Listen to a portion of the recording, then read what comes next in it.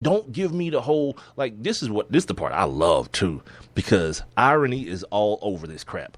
Like, they don't have any real proof. Guess what?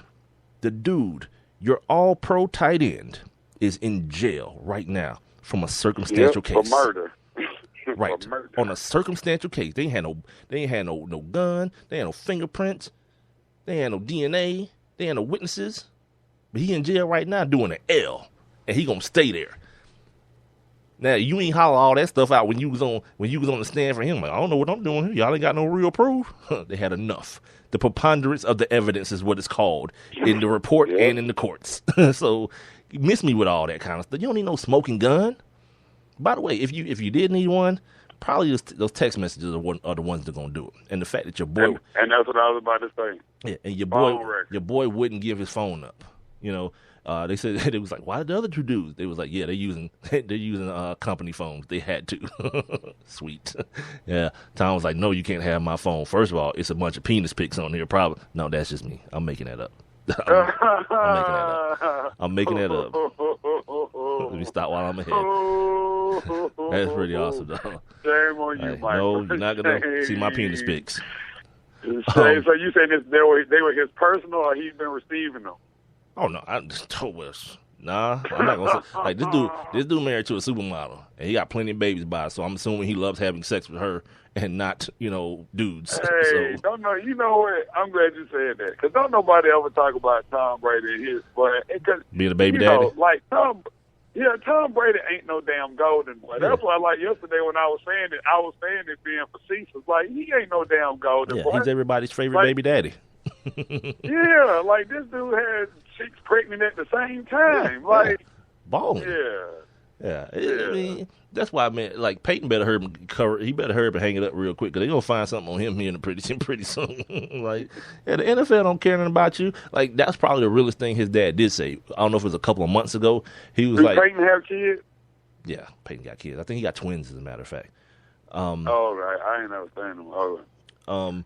Couple months ago, Tom Brady's dad was like, yeah, things aren't going to end well between my son and the Patriots. And I was like, yep, that's probably the realest thing you ever wrote, because nothing ever ends well. I don't give a damn who you are. You might be Tom Brady, but they looking for the next one now. And if it's this kid, Jimmy Garoppolo, and you mess around and get 4 games, oh, yeah, I talked about Shannon Sharp. If this dude gets 4 games and Garoppolo can come in there and do it, decently, well, yeah. But then there was Marcellus Wiley. He said something like, Brady should get like 8 games to a year. My man, you need to calm down. Like, that's a dude. I don't know if anyone else has noticed this in the last few years, how Marcellus Wiley has been, he's been stuck in ESPN2 purgatory. Like, they don't let him on the big channel anymore. Because one of the last times he was there was when Coach Mike Smith got hired down here. And he said he called Mike Smith a joke and a puppet. And he said he did nothing on that Jacksonville Jaguars staff. And it was Jack Del Rio's team and defense, and Mike Smith is going to be a horrible head coach. Is exactly what he said. And everyone knows who was the idiot in that case now. All right. Yeah, because Mike Smith turned out to be as crazy as it sounds, the greatest head coach in Falcon history. Yeah, don't sound crazy. He saved the franchise. I'll say that to my dying day. Yeah, he did. He saved the freaking franchise. No, I'm just saying, for when the Falcons come to 64, I think. I'm just saying, in that amount of time, you're talking about a team that has had minimal success. That's why I was like, as crazy as it sounds, Yeah. Real quick, just going back to, I know I'm jumping around a lot, ladies and gentlemen, but like when I miss a day, it's like I just start vomiting profusely, words everywhere, because I had no one to share my thoughts with yesterday. This guy, Don Yee, Tom Brady's agent, he also went on to say, quote, the Wells report, with all due respect, like Ricky Bobby, now I said with all due respect, that idea ain't worth a whale and a dolphin. Well, he said a velvet painting of a whale and a dolphin getting it on. No, that's not in the quote, by the way. Start over. Okay, quote, the Wells report, with all due respect, is a significant and terrible disappointment. Yeah, of course it is, but here's the deal. There's no way that most of these agents have law degrees too. Some of them do, I should say. If you're one of those, there's no way you can look at it. I didn't read all 300 plus pages. Plus, trust me, that wasn't happening at all. In no way, shape, or form was that happening. I had too much other stuff in my life to do than to have 300 reports from Mr. Wells confirm what I already knew. He goes on to say, Don Yee goes on to say, quote, what does it say about the league's office's protocol and ethics when it allows one team to tip it off to an issue prior to a championship game and no league official or game officials notify the Patriots of the same issue prior to the game, end quote. Yeah, you're an idiot. And Tim Hasselback cleared all that up. He said, he's basically like, it's no different than if you're playing a team for the second or third time, the coaches or someone related to the other team will always go to the officials and say, look, this team last time we played, and they did a lot of holding, or there was a lot of stuff after the whistle and stuff. We need you to watch that, right? So the same thing. It was like, yeah, last time we noticed the balls might have been a little bit deflated. If you guys could keep an eye on that, we'd appreciate it. Ain't nobody trying to set these dudes up for no sting. And here's the deal. Even if they were, okay, if right now, if there's a van across the street from my house, right, and they're surveilling my house, thinking some dope activity going on in here, and then guess what? They find out it's not. Yeah, I can complain all I want to.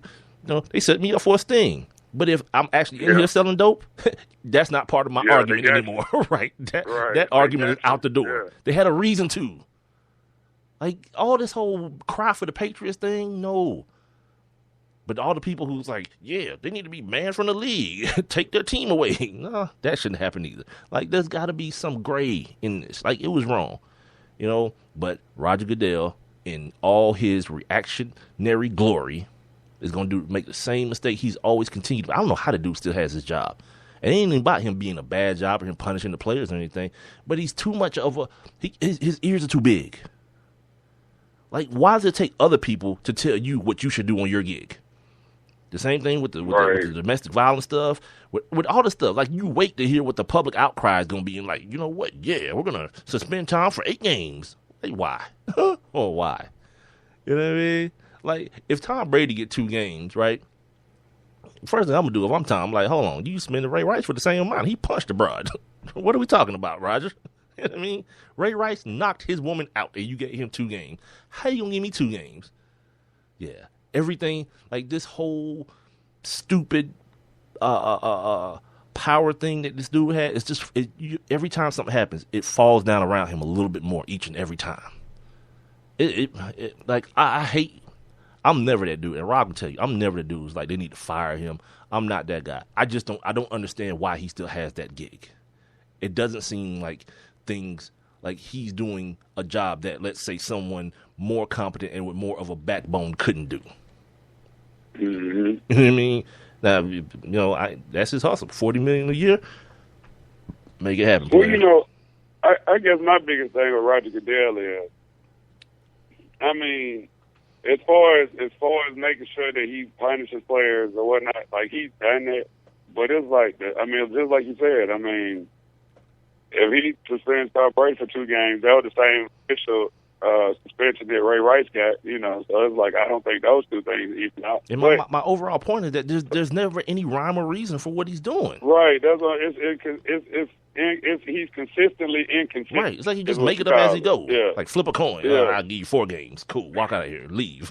I know you're gonna appeal, but guess what? You're gonna appeal back to me. That's so stupid. Yeah. It's ridiculous, man. And this whole thing, it could have been handled and disappeared just as quickly.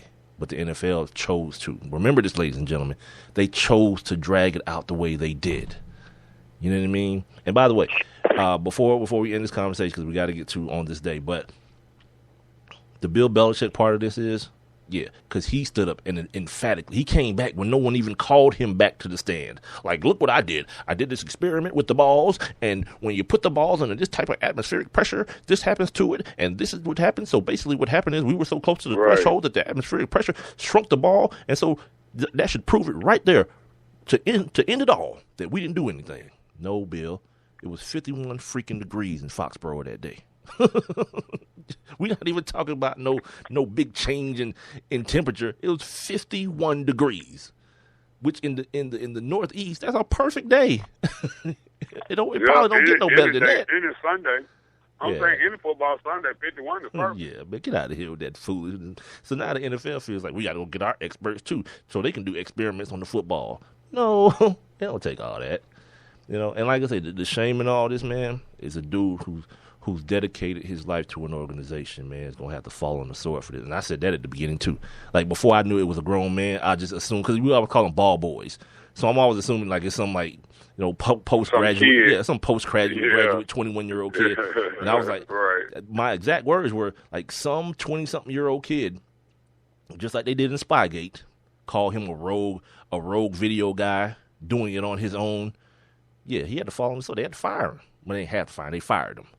And I was like, yep, same thing's going to happen this time. Some little 20-something-year-old kid is going to lose his dream job because somebody's got to take the blame for it. Not realize it's a grown-ass man who's providing for, I'm assuming he has, a family or whatever. I wonder how much a professional ball boy makes in the NFL. That's a good question, man. I would assume, a decent salary.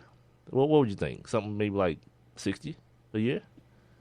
Yeah, I mean, I'd do that gig for 45. And think about what you getting. Like, my man was getting shoes from Tom Brady and all that kind of stuff. You get to hang around with the players. You get to be right there on game day on the sideline. The perks are there too. I'm saying. I would do it for 45. Yeah, I mean, the dude's got a couple of Super Bowl rings. You know what I mean? Yeah. Oh, yeah, because you get all of that. Yeah. In a bad gig if you can get it, man.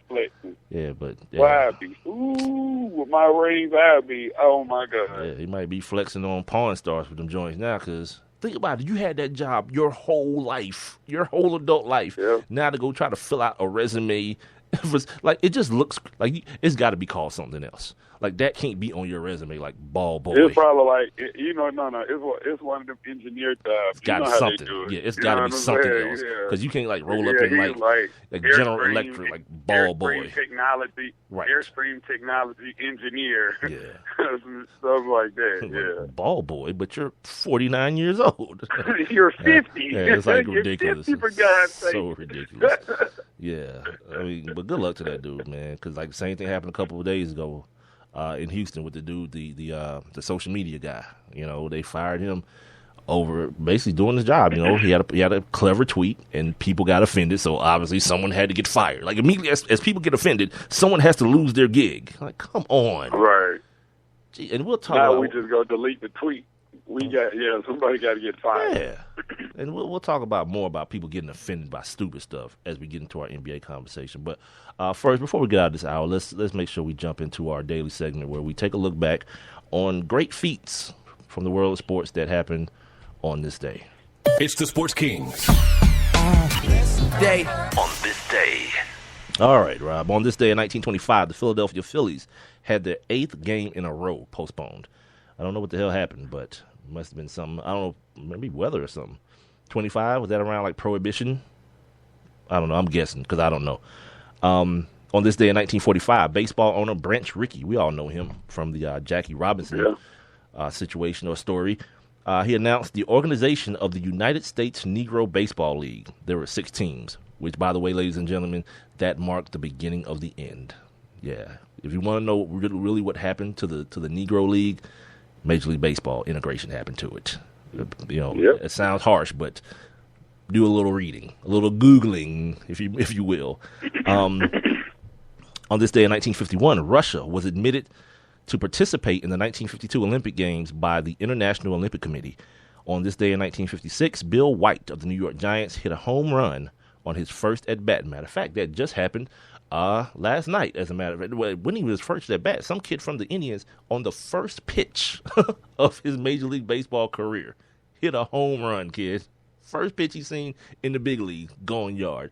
Yep, retired, my man. It ain't gonna get no better than that. Retire immediately. On this day in 1957, the Indians pitcher Herb Score was hit in the face by a line drive by Gil McDougall. Yeah, I need to edit these better because now this whole copy and paste thing, I need to kind of like take some of these out. On this day in 1959, at the Los Angeles Coliseum, 93,103 people watched the Dodgers beat the New York Yankees. I guess that's a big deal because it happened in the Coliseum. On this day in 1977, rookie Janet Guthrie set the fastest time on opening day of practice for the Indianapolis